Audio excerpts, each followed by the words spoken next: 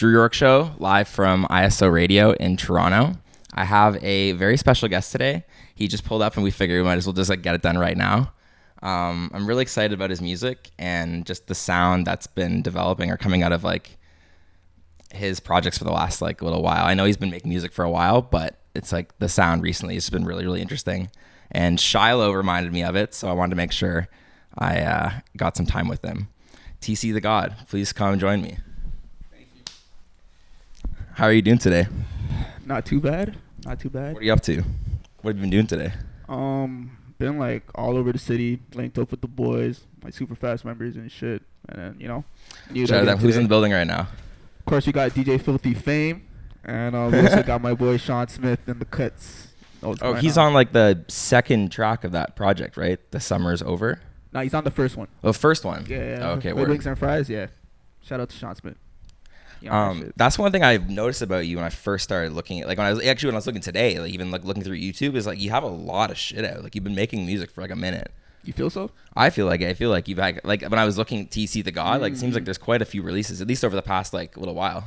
I mean, I've been releasing music since 2017. I still feel like it's not enough content, but I mean, you can say yeah. Well, nowadays it's never enough. I feel like it's just never enough type shit. But as far as music, yeah, I've been dropping shit for a while. I was talking to Paulo this morning because I posted that song because I was listening to that song this morning. That song's sick. Thank you. He was saying he's known you for 3 years or so, and he said he wanted me to ask you about how you got started making music. Oh, okay. So basically, I want to say after high school, which was 2016, I was kind of finding myself trying to figure out what I really wanted to pursue in life. You're from the Rex too, right? Yeah. Not born in the Rex, but born in Jane and Finch, but grew up most of my life in Rexdale. And thanks to my assistant manager at the time when I was working at Foot Locker, he got me kind of my first studio gig, recorded my first song there. And then from them times. Oh yeah, I saw an interview you're doing today. I saw it today that you had this interview where you were saying that you were begging him to give you just an hour of time in literally the studio. Begging him type shit. Just 1 hour. At that time, I had no music out or nothing like that, so he was probably looking at me who's this random ass kid asking me for studio time type shit. But I was literally begging him, and then he finally gave me the opportunity, and then literally from that year on was more and more people started noticing that's what I was starting to do type shit. And then Paulo invited me to a studio one day, and then we recorded 2 songs. I think we recorded UTNS and Blow, and then from there this rap shit just started going crazy. So shout out to Paulo still. I love his beats. Yeah, bro, Paulo's melodies are fucking crazy. I feel his sound is so unique in Toronto. There's a lot of producers in Toronto doing their shit, and Paulo's most definitely been doing his shit for some time. So one thing he was on the show too. One thing he was saying is that he feels he makes these beats and he wants to send them out to people, but then he's fuck, I don't even know if they could, if they'll know what to do on this beat. That's Paulo. That's he feels Paulo his for beats you. are on a next That's you know what it is because about the melodies Paulo? He feels he has to get on them because he can sing about. Yeah, it's because he's an artist himself too, right? So it's how his mind works is the beat's almost made for him. So it's kind of difficult for him to send out shit. So it really takes a certain artist to really bring that beat alive for him type shit. So more than thankful he's been sending me production and shit because he knows how to rip it. But that's just the type of dude Paulo is. He's just very focused on his craft and he knows what he wants to do. So I respect it. I wanted to ask you about the feature on No Jumper, the song Devil.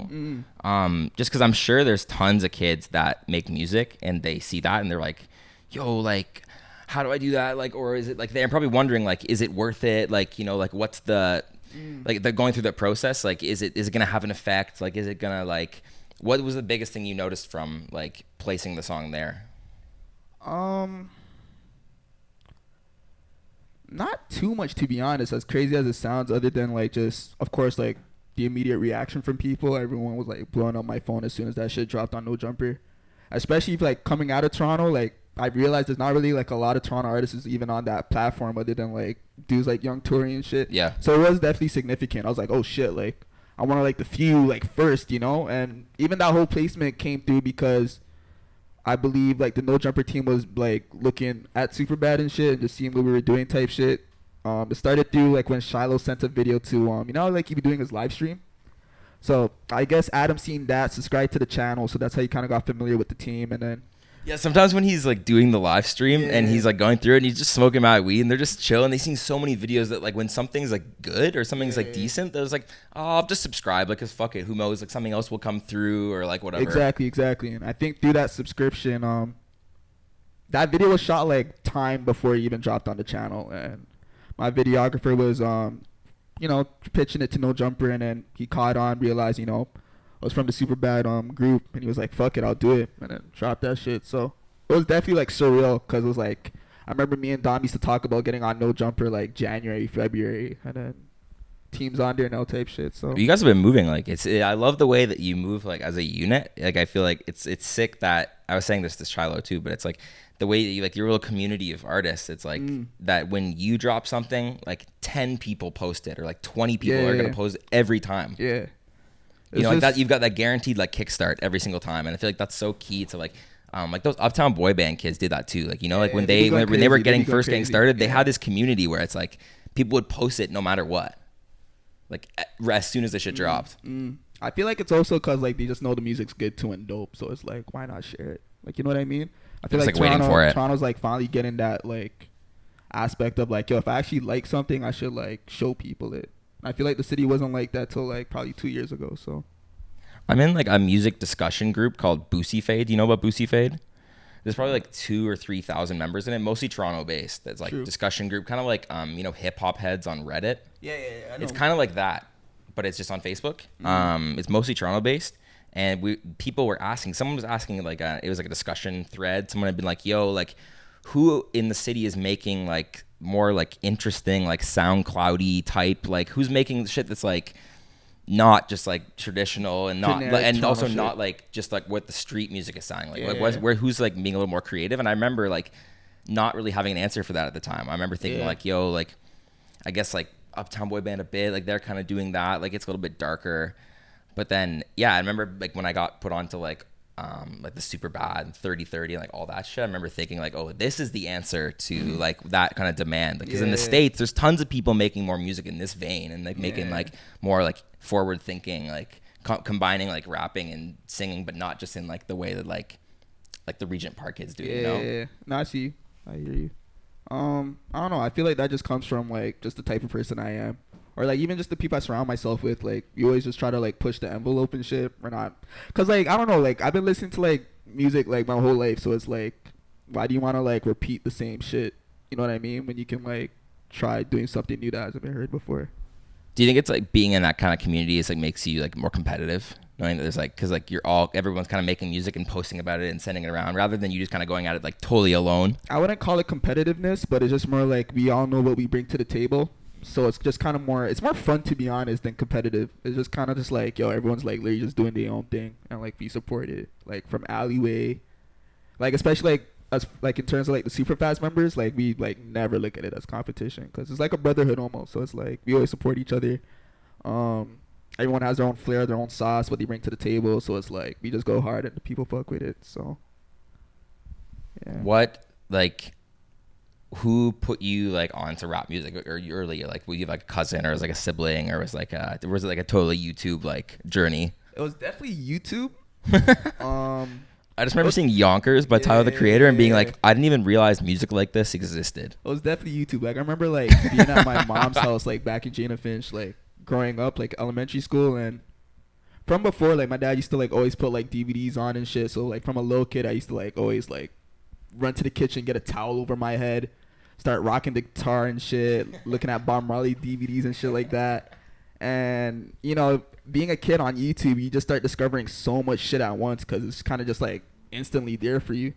So I kind of went through like a whole bunch of like different phases, from like Blink 182 to like a whole bunch of 90s boom bap to like Mobb Deep to of course like the gangster rap era with Death Row and shit. And even just growing up, like one of like my cousin's studios back in the days, like during the 2000s era, just in the dungeon, and just seeing that shit, like I always knew I wanted to be a part of it. And yeah, it's always been around, but hip hop definitely like through YouTube. Like YouTube just kind of like just showed me everything that I need to know. What gave you the confidence to like want to like do more like singing? A lot Because of especially people. something like Devil, like Yeah, that's yeah, yeah, like yeah. that's like you're like not stretching your voice, but it's like not stretching your voice, but it's like not just it's not just singing. You I know. think it's just the pop punk influence I have in me, because I do like feel like I'm a rager like inside, and I don't know, like hearing niggas. I saw videos from your concert at was it like Cinecycle or something, and people were just raging. Yeah, I'm definitely a rager. I don't know, like niggas like Travis, niggas like fucking niggas like Cudi, even like people that don't even like sing as much, like J. Cole. Like I know J. Cole's not like a predominant like singer, but when I first heard him on Forest Hills Drive and just seeing what he was doing with his voice, I'm like, bro, like you can do it type shit, so why not? So Watching the Travis documentary made me think about like how just rap concerts are just so much bigger now, and the production is so much bigger that it's like it allows for people to like rage so much harder in such bigger groups than like ever possible before. And especially now the music is so much like, I don't even know if it's more aggressive, it's just more like anthemic. Like people are creating more these like, ambient huge type shit. Yeah. It's like it's crazy to think that like what was considered like a really like huge like rager, like even 10 years ago or something, like now you're getting like 100,000 people in like shit, yeah. It's really like one of my dreams, like even like selling out Rogers Center one day, like just 60,000 people just all at once, just raging at once, like that shit like I've been like dreaming about. So it definitely comes from the production, and also like I feel like a lot of people don't give credit to like the DJs and shit too that even like orchestrate the shit together, because it's a hand in hand like process, to give out a good show. So like Travis has Chase B, right? So there's a reason why like Travis's shows really be like, yo, you got to see a Travis Scott concert. Because have you watched that show Abstract on Netflix? nah, I don't be on Netflix, to be honest, as much as I try to be, but like there's a show called Abstract. It's all about design, and there's an episode with Ez Devlin, who's a stage designer.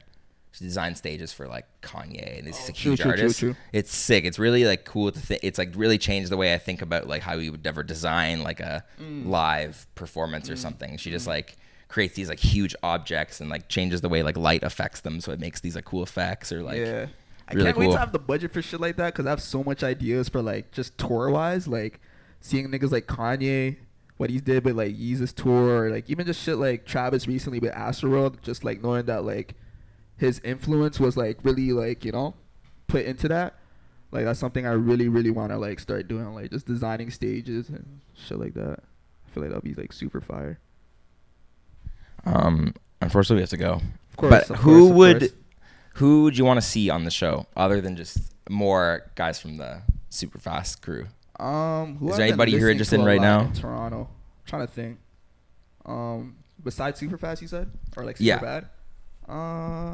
Because I've already kind of been told that I need to get all those people on. Yeah, of course. As they all drop. Fuck, this is like really hard on the spot. Who have I been listening to? Bro, I feel so bad. Like so much people are gonna hate me for this shit. You